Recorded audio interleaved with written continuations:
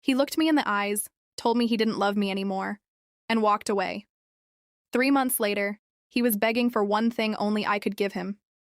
Before we begin, if you enjoy emotional revenge stories with shocking twists and satisfying endings, please take a second to like this video, subscribe to the channel, and turn on notifications so you never miss a new story. My name is Sarah Collins, and I never imagined the man I trusted for 22 years would destroy our marriage with just one sentence. "I've met someone else." That's all David said. No apology. No guilt. No hesitation. He stood in our kitchen holding his car keys while I stared at him, still wearing the apron I'd put on to make his favorite dinner. I laughed. Not because it was funny, because my mind refused to believe what I'd just heard. "What are you talking about?" I asked. He sighed as if I were the one making things difficult. "Her name is Emily. She's 29. I love her. I want a divorce." The room suddenly felt smaller. 29. I was 48. I looked down at my hands. They weren't the hands of a young woman anymore. They carried the marks of years spent raising our son, working overtime, paying bills, and building a life with the man standing in front of me. David didn't even seem embarrassed. He smiled. "I deserve to be happy, Sarah." Those words hurt more than anything else.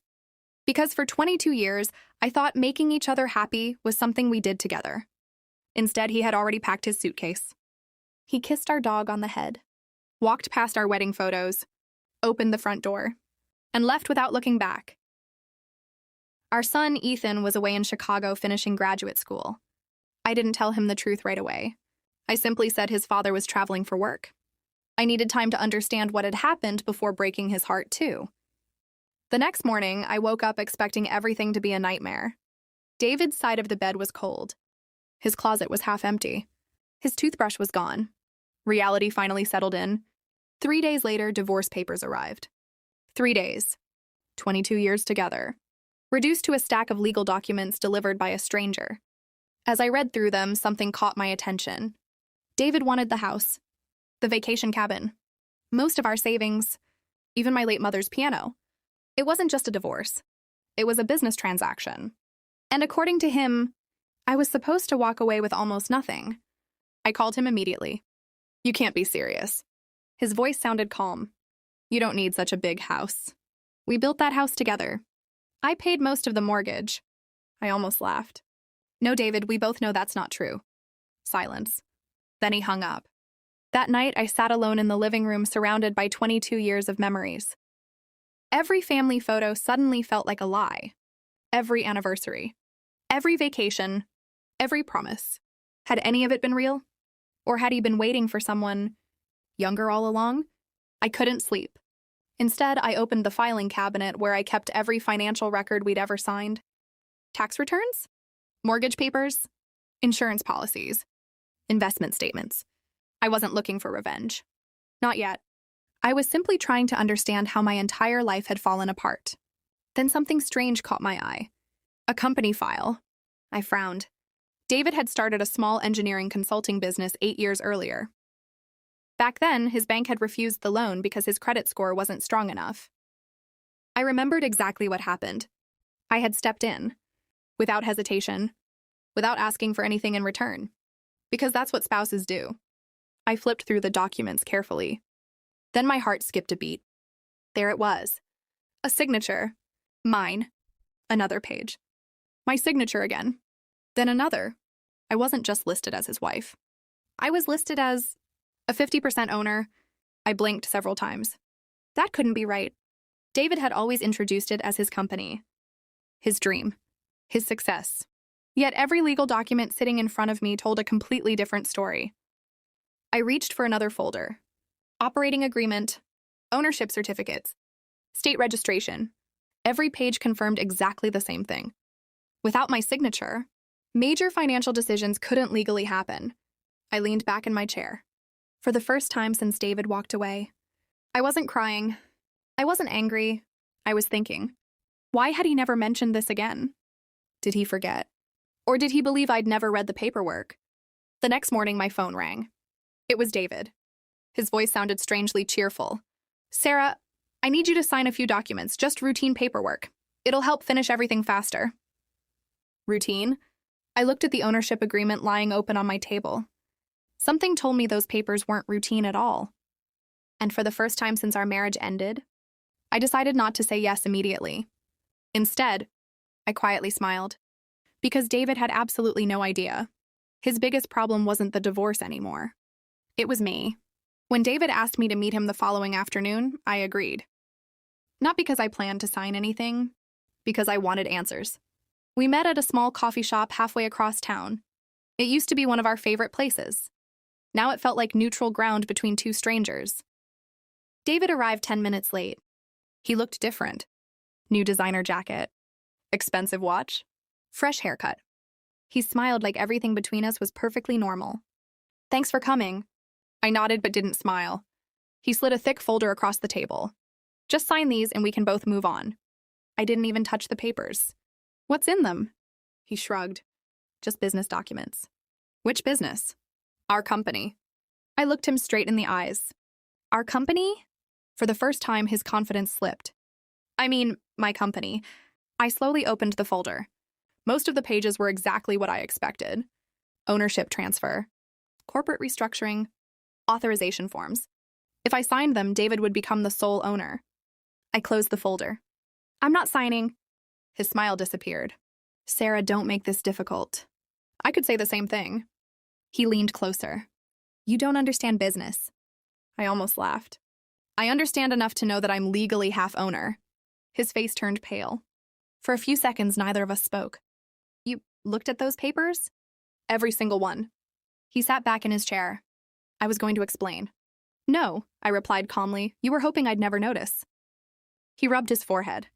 "It's just paperwork." "No, David, it's ownership."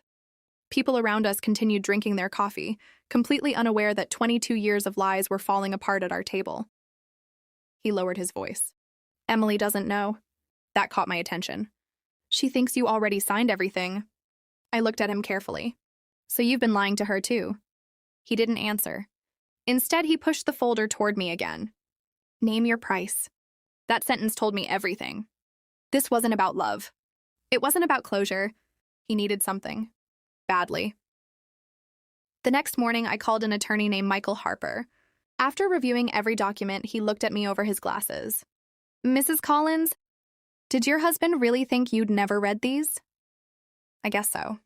He smiled. "Legally speaking, you own half of this company. What happens if I refuse to sign?" "He can't sell it. He can't bring in investors. He can't restructure it. He can't use it as collateral." I blinked. "None of that?" Michael shook his head. "Not without your written approval." For the first time in months, I felt something I hadn't felt since David left. Control. Not revenge. Control. There was a big difference. A week later, Ethan came home. I finally told him everything. He sat silently through the entire story. When I finished, he looked down at the floor. "I can't believe Dad." Neither could I. He introduced Emily to me 2 months ago. I stared at him. "You knew?" "I thought they had just started dating." His voice cracked. "I didn't know he'd been seeing her before the divorce." That hurt more than I expected. David hadn't just betrayed me. He had lied to everyone. Ethan stood and hugged me tighter than he had in years. "I'm sorry, Mom." I closed my eyes. So am I. Days turned into weeks. David called almost every day. Sometimes he sounded polite. Sometimes impatient. Sometimes angry. I answered less and less. Then one evening my phone rang again. "This is Richard Lawson from Capital Growth Partners." "I believe you're one of the owners of Collins Engineering." "Yes. We're conducting final due diligence before investing." "Investment?" Nobody had mentioned an investment. Richard continued. "Mr. Collins told us all ownership matters had already been finalized." I remained quiet. "They haven't." The line went silent. "I'm sorry?" "I'm still a 50% owner." Another long pause. "I appreciate your honesty, Mrs. Collins. We'll need to review everything." The call ended. I knew exactly what had just happened. The investment process had stopped. Not because I ruined it. Because David had lied. 2 days later, David showed up at my front door. For the first time since our separation, he wasn't smiling. "You had no right." I folded my arms. "No right to tell the truth? You cost me millions." "I didn't cost you anything." "You lied." He took a deep breath, trying to stay calm. They're pulling out. That's unfortunate. You knew exactly what you were doing? Yes. For several seconds, he simply stared at me. Then something unexpected happened. His anger disappeared. Instead, he looked desperate. I need this deal. His voice was almost pleading now. Emily and I already bought a new house. We've made payments. We planned everything. I realized something important. David hadn't left because he had a perfect future. He had built that future on promises that depended on my signature. Promises he had no legal right to make. I trusted you for 22 years, I said quietly. You couldn't trust me for 2 weeks? He looked away. There was no answer, only silence. As he walked back to his car, I noticed something for the first time. The confident man who had walked out of our marriage believing he'd won was gone. Now he looked like someone watching his carefully built world begin to crack. But I still had no idea. The biggest secret was about to reveal itself. And when it did, neither David nor Emily would see it coming. 3 days after David left my house, my attorney, Michael Harper, called me. Sarah, I think you should come to my office. His voice was calm, but I could tell something had changed. When I arrived, he placed a folder on the table.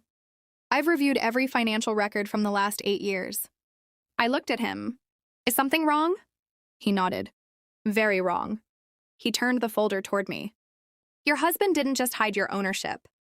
He also used company money for personal expenses. I frowned. What kind of expenses? Michael slid several bank statements across the desk. Luxury vacations, designer handbags, jewelry, the down payment on the new house. Every payment had come directly from the business account. I couldn't believe what I was seeing. He used company funds. Michael finished my sentence. Without your authorization, I closed my eyes. David hadn't only betrayed our marriage. He had ignored the law. Michael continued. If this ever reaches court, these records will matter. For the first time, I understood why David had become so desperate. He wasn't protecting his business. He was protecting himself. The following week, David called again. His voice sounded exhausted. Sarah, can we please talk? Against my better judgment, I agreed. We met in Michael's office. This time, there were no coffee cups. No fake smiles. Only lawyers. David looked at me. I'll give you the house. I remained silent. I'll split the savings. Still nothing. I'll even let you keep the cabin. Michael calmly folded his hands. My client is willing to negotiate honestly. David looked relieved. But first, Michael continued, we'll discuss the unauthorized company expenses. David froze. What? Michael slid copies of the financial statements across the table. Color drained from David's face. I can explain. I'm sure you can, Michael replied. You'll have every opportunity. For nearly a minute, nobody spoke. Finally, David whispered, What do you want? I answered before Michael could. I want fairness, not revenge. Not humiliation. Fairness. You tried to leave me with almost nothing while hiding assets we legally owned together. I won't allow that. David lowered his head. For the first time in 22 years, I saw genuine regret. But regret after getting caught wasn't the same as honesty. A month later, mediation finally ended. The agreement was simple. I kept our family home. I kept my mother's piano. I received half the company's value based on an independent appraisal. David had to repay every unauthorized personal expense to the company before ownership could be transferred. Only then would I sign the final documents. Everything happened legally. Everything happened fairly. Exactly as it should. A few weeks later, Ethan invited me to dinner. While we were eating, he smiled. You seem different. I am. You don't look angry anymore. I thought about that. He was right. Somewhere between the lawyers, the paperwork, and the sleepless nights, the anger had disappeared. Not because David deserved forgiveness, because I deserved peace. About 2 months later, I ran into an old family friend at the grocery store. She hesitated before speaking. Have you heard about David? I shook my head. The investment deal collapsed. I heard Emily left. Apparently, once the money disappeared.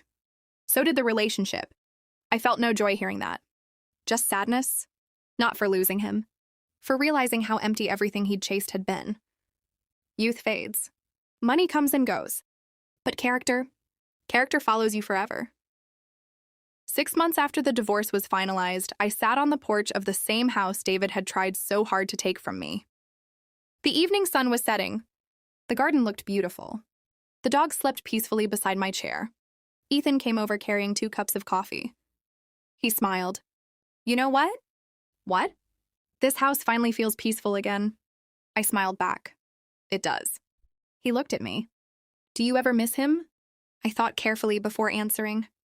I missed the man I believed he was. But that man never really existed. We sat there quietly, watching the sunset. For the first time in years, silence felt comforting instead of lonely. Looking back, people often ask if getting revenge made me happy. The truth is, it wasn't revenge that changed my life. It was refusing to let someone else's betrayal define my future. David expected me to break. He expected me to sign without reading. He expected me to disappear quietly. Instead, I learned my rights. I stayed calm. I told the truth. And in the end, the truth did everything revenge never could. If there's one lesson I hope you take from my story, it's this. Never sign anything you haven't read. Never underestimate your own strength. And never believe that starting over means you've lost. Sometimes, it's exactly where your best life begins. Thank you so much for listening to my story. If you've ever had to rebuild your life after betrayal, let us know in the comments. Your story might encourage someone else who's struggling today. And if you enjoyed this story, don't forget to like the video, subscribe to the channel, and turn on notifications for more emotional revenge stories every week. Take care of yourselves. And remember, the strongest revenge is living a life no one expected you to build.